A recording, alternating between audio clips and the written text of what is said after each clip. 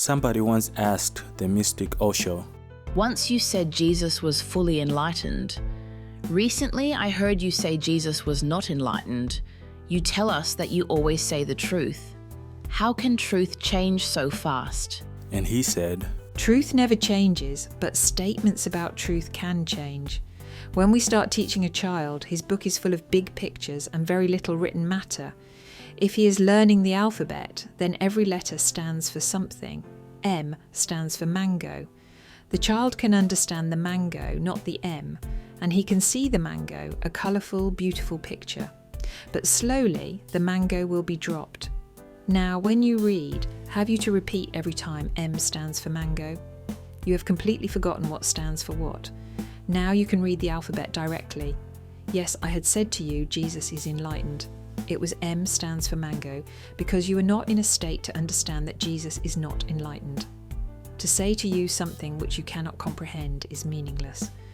For centuries you have become accustomed to believe that Jesus is the only begotten Son of God. He is light, he is love, he is life, he is the Saviour. 20 centuries of conditioning. Now you can understand my problem. I have to start with conditioned people, programmed people. Their conditioning is thick. I have to go with them so that they can go with me. So I had been going with all kinds of people. Hindus, and I have spoken 12 volumes on Krishna. Buddhists, and I have spoken more on Buddha than anybody else.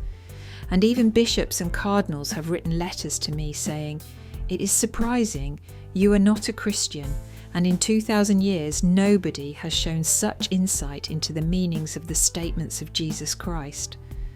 And I had a belly laugh. Those statements are third rate, not only third rate but wrong too.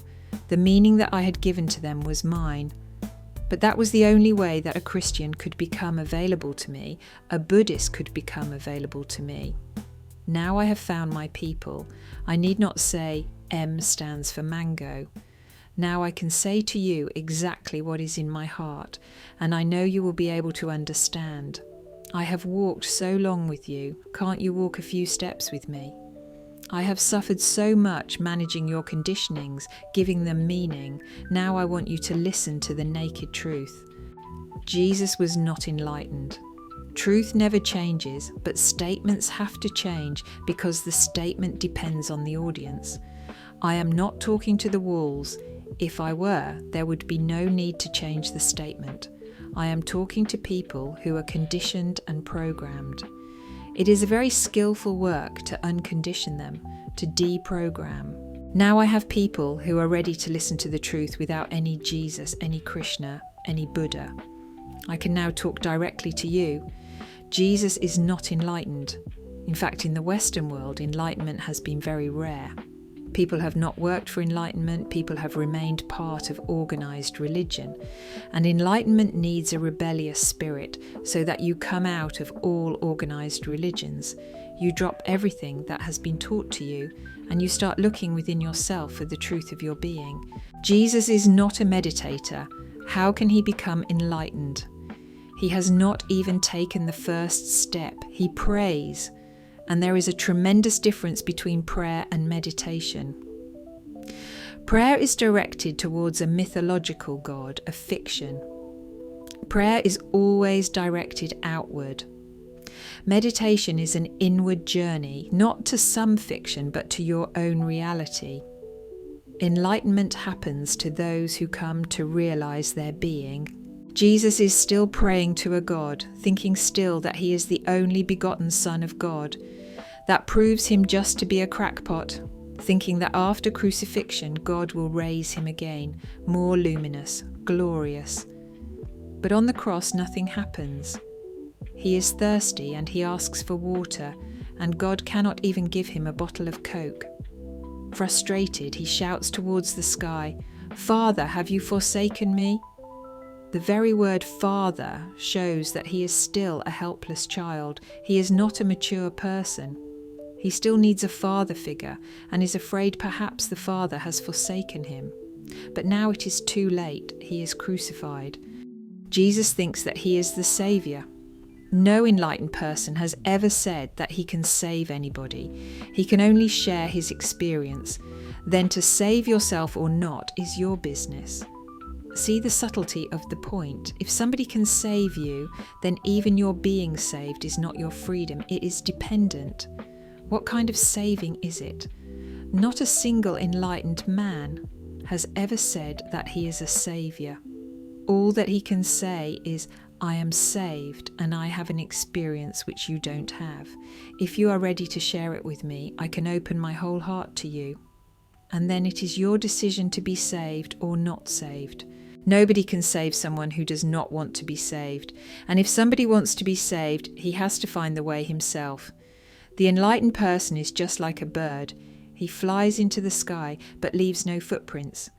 You cannot follow him. You can simply see the joy, the freedom, that the whole sky is available to him. Perhaps that may awaken in you a desire also. Perhaps for the first time you will find that you also have wings. And if that bird can fly, why can't you fly? The function of the enlightened person is just to create the milieu in which you become aware of your wings, you become aware of your potentialities. Jesus is not doing that. He is the shepherd and you are the sheep. No man has insulted humanity in such a way as Jesus has done. Enlightened people don't humiliate. In fact, they respect you because they can see your potential. If not today, then tomorrow you will be flying. If not tomorrow, then the day after tomorrow. To tell you, I am the shepherd and you are the sheep, is to destroy your individuality, your freedom, your integrity. It's to destroy everything that is valuable, to reduce you from human beings to animals. An enlightened person raises you, helps you to rise to superhuman beings. He does not make you sheep. No, Jesus was not enlightened. In fact, in the Judaic and Christian tradition, the Orthodox have never been enlightened. Amongst Jews, there have been a few enlightened people, but they are not accepted by the Orthodox Jews. Those are the Hasids, rare and really genuine people. But the Orthodox will not accept them. And they are the only beauty that Judaism has created. The very flowering of Judaism is Hasidism, but it is rejected. The enlightened person is bound to be rejected by every tradition. In Greek tradition, you will hear about Aristotle, Plato, Plotinus, and so many other philosophers, but you will rarely see Heraclitus mentioned as an enlightened man, or Pythagoras, or even Socrates. But these are the people. But the very word enlightenment does not exist in the Greek traditions. The same is true in Islam. Muhammad is not enlightened, and the Orthodox tradition of Muslims rejects Sufi mystics who are enlightened, Rumi, Al-Hillaj, Mansur, and so on. These people are not part of the traditional religion. They are rejected and condemned. The same has been true all over the world. But now it is time. I can tell you things directly. Rejoice that you are accepted as capable of hearing the truth.